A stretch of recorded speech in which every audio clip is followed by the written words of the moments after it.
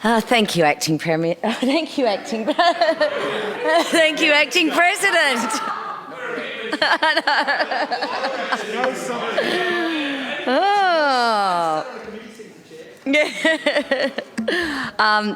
Thank you, Acting President, and I rise to speak on the State Taxation and Mental Health Acts Amendment Bill, which we could forgive, and that's not what we were speaking about when we were listening to Mr. Finn. Now, this bill does a lot of things, and it looks at first home owner grants.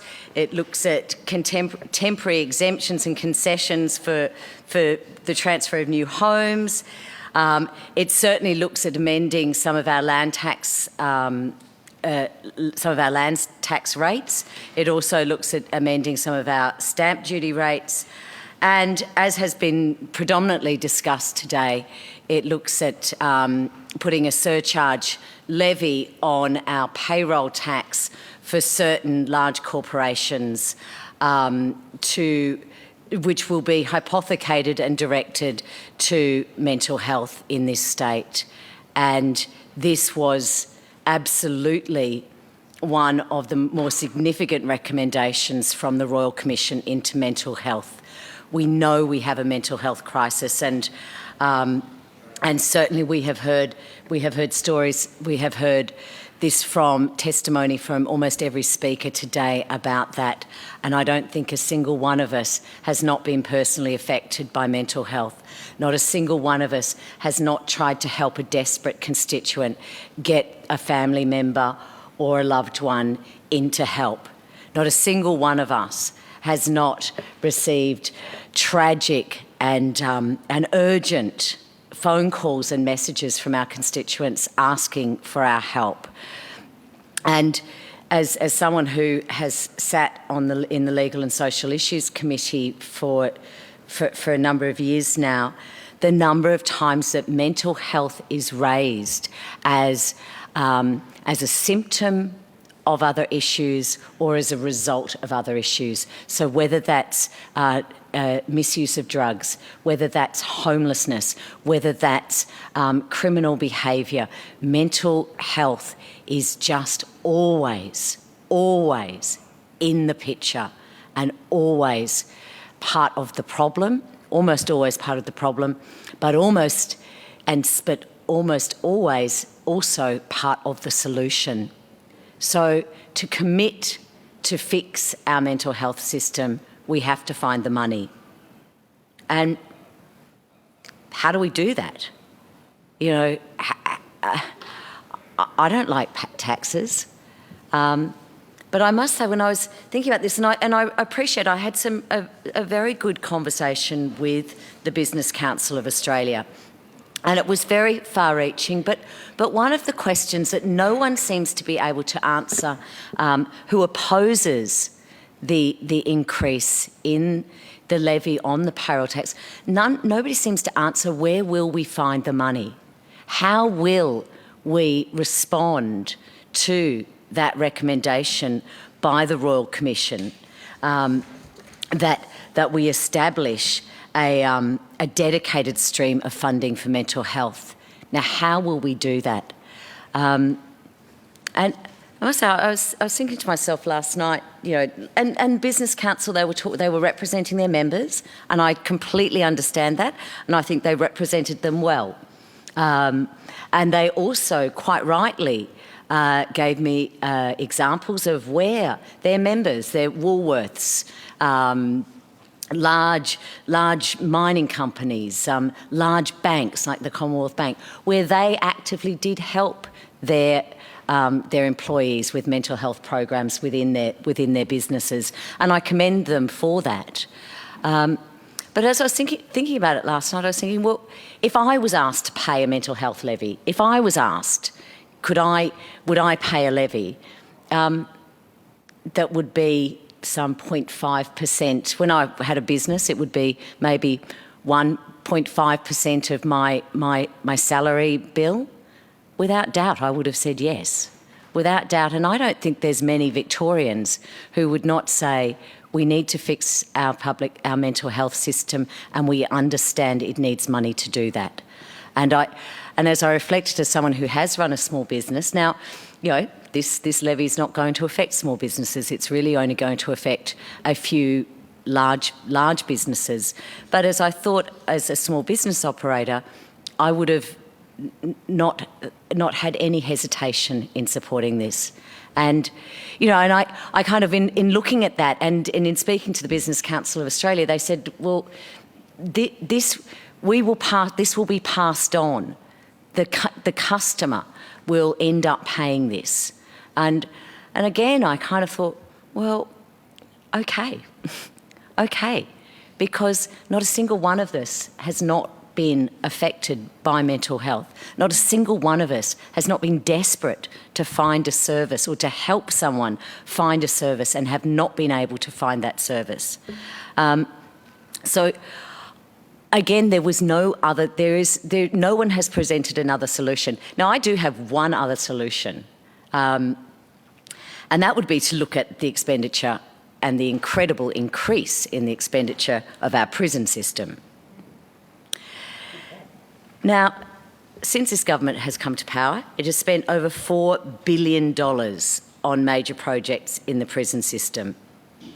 And sadly, the more we build, you know, build it and they will come, well, that couldn't be more true with our prisons, because we are now almost at 95% capacity in our prisons. We are now going to have to build more prisons.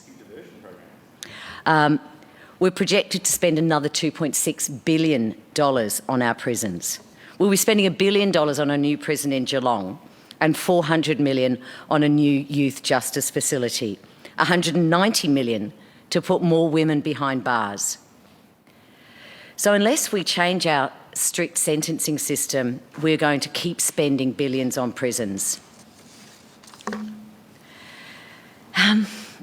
You know, and part of this, and as we saw in lockdown, and as we are seeing now, and as we have heard from certainly the Legal and Social Issues Committee has heard in the spent convictions inquiry, will hear, no doubt, as we start embarking on our justice inquiry, is that we have an arms race on bail laws. Our bail laws are illogical, but it seems that one government tries to get above the other, try to be more draconian than the other. And look, of course, some people should go to prison, but it's ludicrous that as the crime rate has gone down, our prison rates have gone up. And we know, because we're putting people into remand for short periods of time, not where they can seek rehabilitation, not when they can get into treatment, and in fact, it has actually worsened our recidivism rates. You know what the real kick here about this is? That 53% of the children in our prisons have a mental health problem, a diagnosed mental health illness. 61% of the men in our prisons have a mental health illness. And 65% of the women in our prisons have mental health illnesses. So if someone was to say to me, Fiona, the solution is to stop building more prisons, to stop sending non-violent offenders to jail, I'd probably say, well, that would be very brave of you. Because I suspect that the other side, whichever side of this chamber would suggest that, the other side would howl them down. So getting back to the question of how do we find that money, because I know that we're not going to see, I'm not going to see a significant change in the way we deal with crime in this state.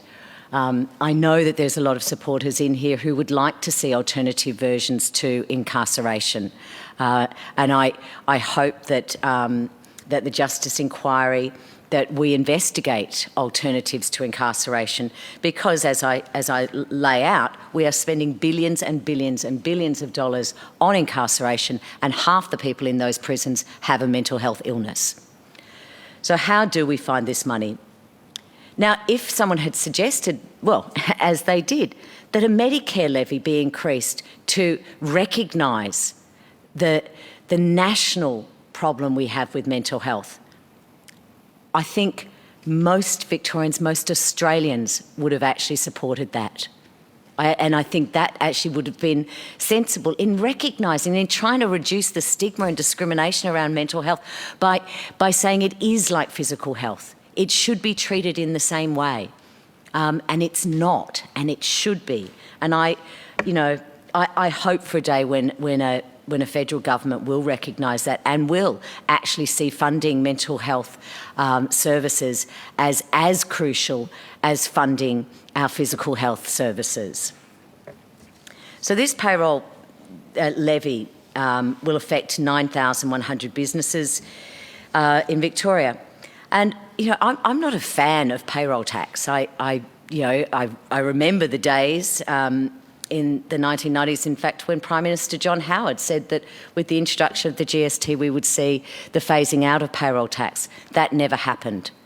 But I appreciate that governments, state governments, have very few levers to generate revenue, to generate income for their state. So a payroll tax is one way to do that. Now, some people say that we should have broadened that payroll tax. In fact, every business should pay a payroll tax. Again, I'd say that's probably a very brave government who would suggest that more businesses pay payroll tax. And in fact, in this bill, we're seeing an increase in the threshold of payroll tax. So less businesses will be paying payroll tax. But certainly those at the top end will be paying a levy to help fund, specifically fund our mental health. Now, as we know, and this was stated in the Royal Commission's interim report, the economic cost to Victoria of our mental health or mental health illness is $14.2 billion every year. And this is $4.8 billion in lost wages, equivalent to 1.1% of the Victorian economy. 1.9 billion a year in costs to employers from lost productivity and workplace injury. And when we think about the suicide rates and the cost to our families, why wouldn't we be jumping up to say, let's find the money to pay for this, let's do this? And the opposition was quite vocal in the media saying that they were going to lobby the crossbench to oppose this increase. And certainly I had received some correspondence on this, but no one provided me with a solution of how they were going to pay for this, how they were going to turn around the $14.2 billion that we lose due to mental health illness by trying to raise $4 billion or trying to spend this money, and it's not $4 billion that this will be raising. And despite all of this, and even speaking to the Business Council, we're still competitive in payroll tax.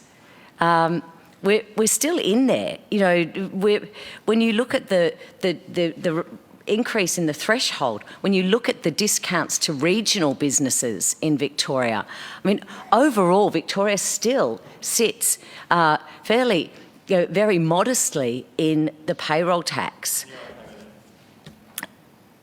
I am not a fan of payroll tax, and I will reiterate that. I would have liked to have seen the federal government when they introduced that GST back in the 1990s, say that we would start to move towards getting rid of some of these types of regressive tax. However, when we are losing $14.2 billion every year to mental health illness, we need to do something. We need to turn that around. And we need to work out what levers we can do that with, because the federal government is not interested. So we need to do this at a state level. The federal government has refused to even consider the idea of a levy, a Medicare-type levy on mental health. So how are we going to fix this system?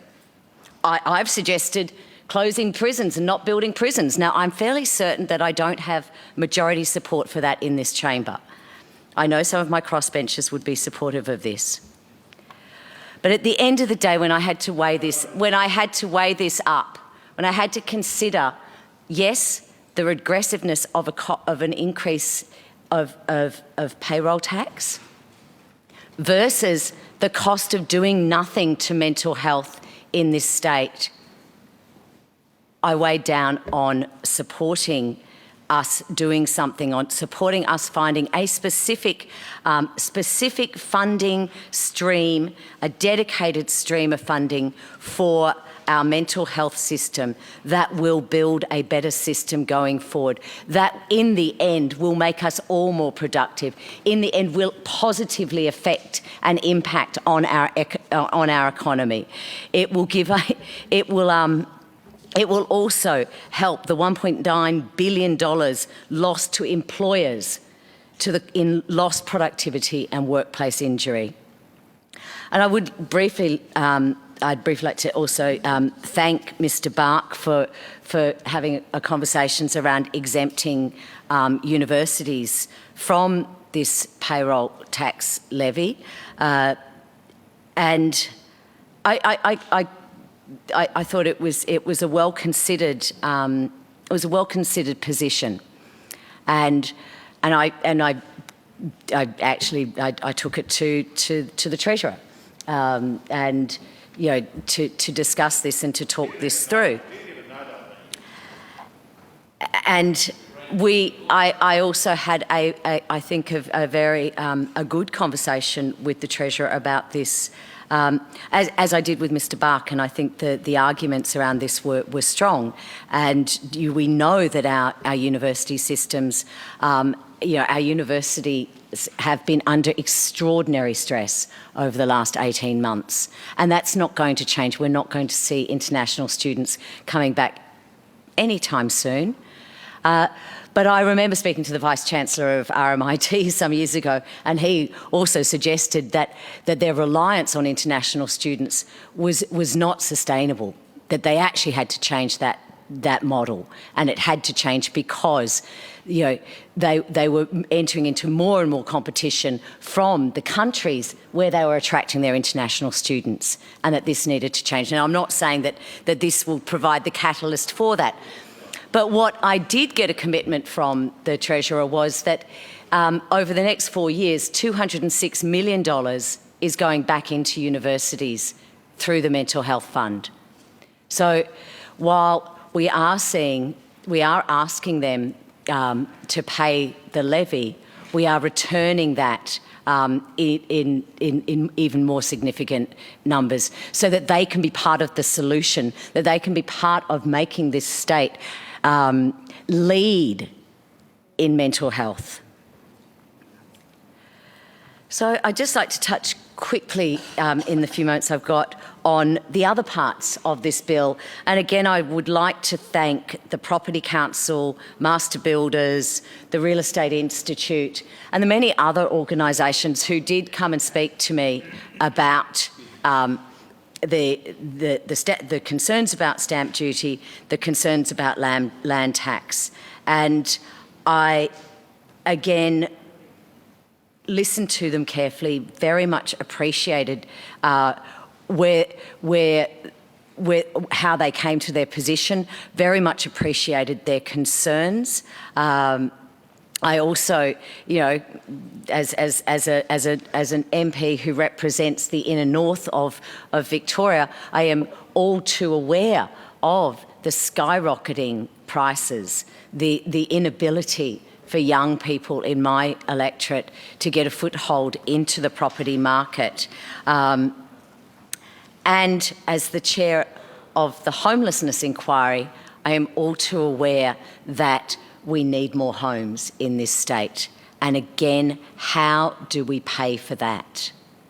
Now, we all agreed, and in fact, there was a unanimous report that, recommendation 1, build more houses, build more social housing, build more public housing.